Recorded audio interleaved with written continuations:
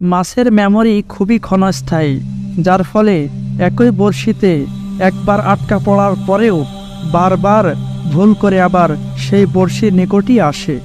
বর্তমান সময়ে আমাদের অনেকের অবস্থাই এমন হয়ে গেছে মডারেট ইসলামকে অন্তরে ধারণ করার ফলে, যার অনুরূপ শিয়াদের এত ভয়ঙ্কর রূপ থাকতেও সামান্য একটু সমর্থনের কারণে, ফিলিস্তিনে সামান্য একটু তাদের রাজনৈতিক সমর্থনের কারণে আমরা ইরান বলতে ব্যাকুল হয়ে গেছি। আফগানিস্তানে মার্কিন ও ন্যাটো জোটের আগ্রাসন চলাকালীন তালেবানের বিরুদ্ধে শিয়া মিলিশিয়াদের মদদ দিয়েছে এই ইরান। 1979 সালে তথাকথিত ইসলামী বিপ্লবের পর ইয়েমেন, লেবাননের মতো মুসলিম বিশ্বের নানা দেশে প্রক্সি মিলিশিয়া বাহিনী গঠন করে সুন্নিদের বিরুদ্ধে সংঘাতে লিপ্ত হয়েছে এই ইরান।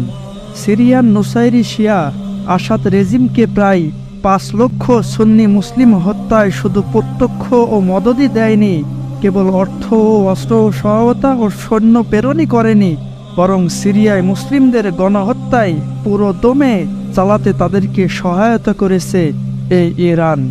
এই ইরানই রাশিয়াকে দাওয়াত দিয়ে নিয়ে এসেছে সুন্নি গণহত্যায় অংশগ্রহণ করার জন্য, যার অজুহাত দেখিয়ে আমেরিকাও এসেছে গণহত্যায় শরিক হয়ে ষোলকলা পূর্ণ করতে।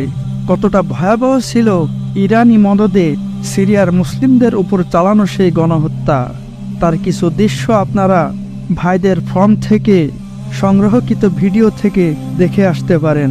আজ যারা ফিলিস্তিনের পক্ষে ইরানের সামান্য সমর্থনের জন্য যারা তাদেরকে বিশ্ব নেতার আসনে বসিয়ে দিয়েছেন, অবশ্যই তারা সিরিয়ার মুসলিমদের দিক থেকে মুনাফিকের আচরণই বেছে নিয়েছেন।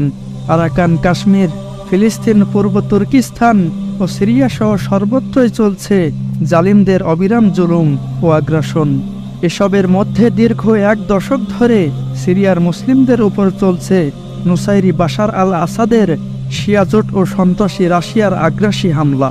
গত বছরগুলোতে 2022-এর দিকে তাদের উপরে ভয়াবহ হামলা করা হয়েছিল, এমনকি শরণার্থী শিবিরকেও উড়িয়ে দেওয়া হয়েছিল। বছর জুড়ে এসব হামলায় 165 জন সাধারণ মুসলিম নিহত হবার তথ্য প্রকাশ করে বিবৃতি দিয়েছে Syrian civil defence service white helmet. নিহতদের মধ্যে 55 জন শিশু, 14 জন নারীও ছিল। এছাড়াও হামলায় নারী ও শিশুসহ গুরুতর আহত হয়েছেন 448 জন। অন্যদিকে যুক্তরাজ্য ভিত্তিক সিরিয়ান অবজারভেটিভ ফর হিউম্যান রাইট জানিয়েছে এই বছর সামরিক ও বেসামরিক মোট 3825 জন সিরিয়ান নিহত হয়েছে। 2011 সালে সিরিয়ায় মুসলিমদের উপর আগ্রাসন শুরু করে ইরানের মদতপুষ্ট নুসাইরি সন্ত্রাসী বাশার আল আসাদ। মজার ব্যাপার হলো তারা আবার ফিলিস্তিনের পক্ষে সমর্থনের বিভিন্ন নাটক সাজিয়ে বেখবর আবেগী মুসলিমদের আবেগ নিয়ে খেলা করছে। আপনারা কি মনে করছেন ঈমানের ওপর ভিত্তি করে আল্লাহর জন্যই কি তারা ফিলিস্তিনের পক্ষ নিয়েছে? কখনোই না। এগুলো রাজনৈতিক ব্যাপার, কারণ ফিলিস্তিনের প্রতি সারা বিশ্বের মুসলিমদের একটি ভালো নজর রয়েছে, ভালোবাসা রয়েছে। এই জিনিসটি শিয়া, কাফের, মুশরিক সব ধর্মেরই লোক, সব মতবাদেরই লোক খুব ভালো করেই জানে। সুন্নি মুসলিমদের উপর কয়েক দফা রাসায়নিক হামলা করে চালানো হয় ইতিহাসের বর্বরোচিত গণহত্যা। এক্ষেত্রে তার পিতা সন্ত্রাসী হাফেজ আল আসাদের পদাঙ্গ অনুসরণ করেছে সন্ত্রাসী বাশার আল আসাদ, ইরানি সমর্থক। এই বাশার আল আসাদের পিতা হাফেজ আল আসাদ 1982 সালে সিরিয়ার হামা শহরে গণহত্যা চালিয়ে 40,000 মুসলিমকে হত্যা করেছিল। একইভাবে সন্ত্রাসী বাশার আল আসাদও তার জোট ও রাশিয়ার সহায়তায় সিরিয়ায় মুসলিমদের উপর আগ্রাসন চালিয়ে যাচ্ছে। দীর্ঘদিন ধরে নির্যাতিত সিরিয়ানরা সন্ত্রাসী বাশার আল আসাদের নির্যাতনের প্রেক্ষিতে একসময় প্রতিবাদ ও প্রতিরোধ শুরু করে, ফলে সিরিয়ায় শুরু হয় এক মহাযুদ্ধ যা এখনও চলমান। তাই হে ফিলিস্তিনের সমর্থনকারী মুসলিম ভাইয়েরা, সিরিয়ার মুসলিমরা কি আপনাদের ভাই না? তারা কি মুসলিম না? তারা কি কম নির্যাতন সহ্য করছে এই ইরান সমর্থিত বাশার আল আসাদের কাছ থেকে? অবশ্যই আমাদের সকলকে মুনাফিকি নীতিকে বাদ দিয়ে একক আকীদার উপর প্রতিষ্ঠিত হওয়া জরুরি, নতুবা পৃথিবীর জনসমর্থন কোন দিকে যাচ্ছে সেইগুলোর উপর নির্ভর করে মডারেট চিন্তাধারায় শুধু ভালোবাসার বুলি উড়ালে চলবে না। রাশিয়া ইউক্রেন যুদ্ধে গোটা পশ্চিমা বিশ্ব আগ্রাসী রাশিয়ার বিরুদ্ধে অবস্থান নেয়।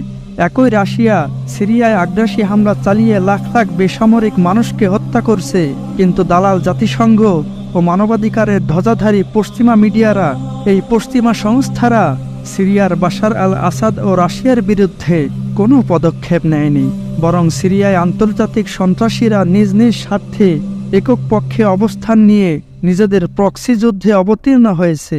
ফলে লাখ লাখ সিরিয়ান মুসলিম আন্তর্জাতিক সন্ত্রাসবাদের শিকার হয়ে শাহাদাত বরণ করছেন, যা এখনও চলমান রয়েছে। দেশটিতে দীর্ঘ 11 বছরের যুদ্ধে এখন পর্যন্ত 30,06,887 জন সাধারণ মানুষ নিহত হয়েছে।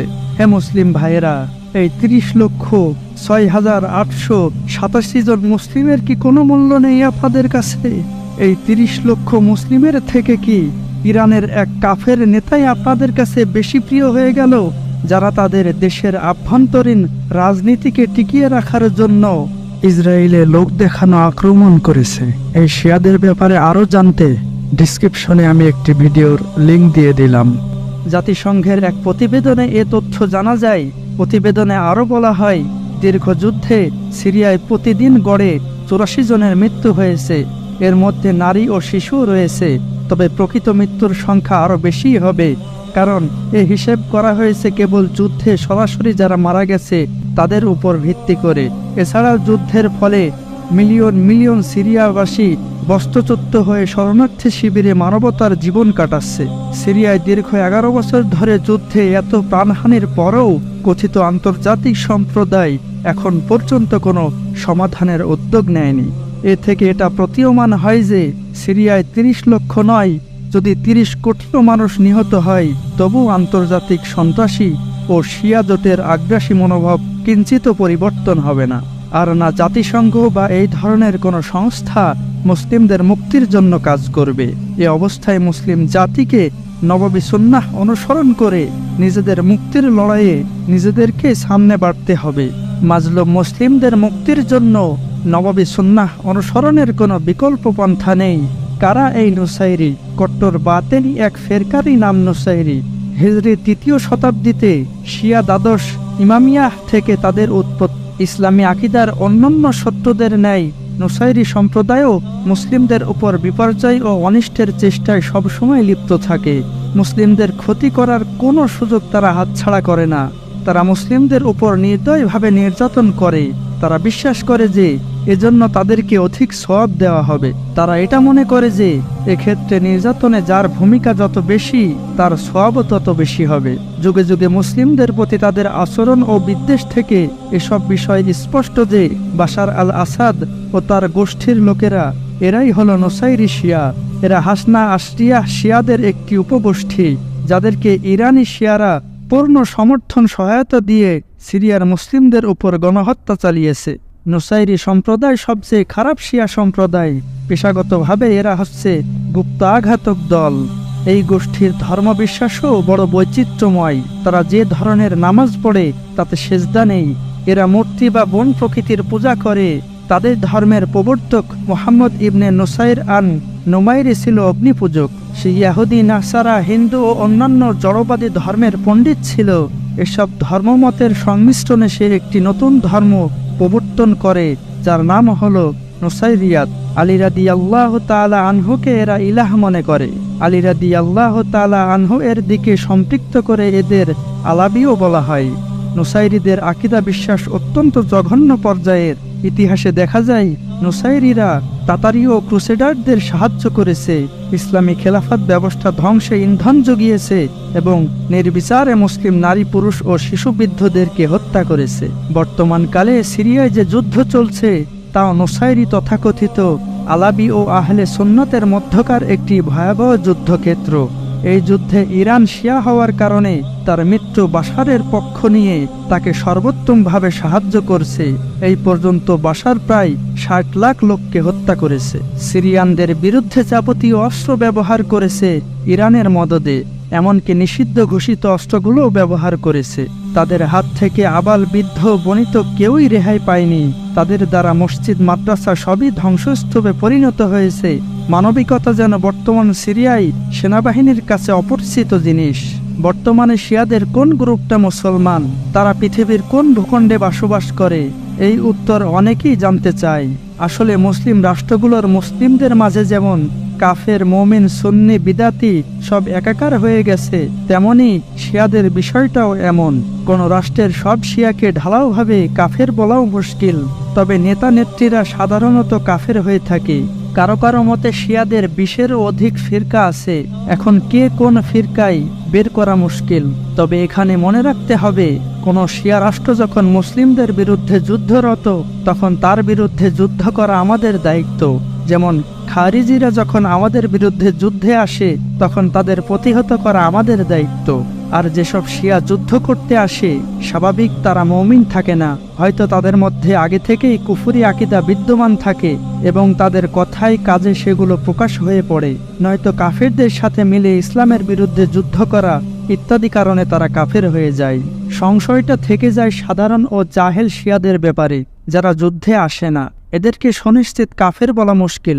শিয়াদের যদিও ঢালাওভাবে কাফের বলা যায় না, তবে বর্তমান বিশ্ব পরিস্থিতি কথা পরিষ্কার করে দিয়েছে যে শিয়া রাষ্ট্রগুলো মূলত কাফের রাষ্ট্র।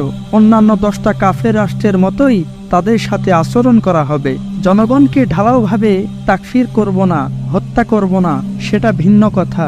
তবে নেতা নেত্রী ও সৈনিকরা পরিষ্কার মুহারিব, এদের হত্যার ব্যাপারে সংশয় নেই। মৌলিকভাবে এটাই শিয়া রাষ্ট্রগুলোর বিধান।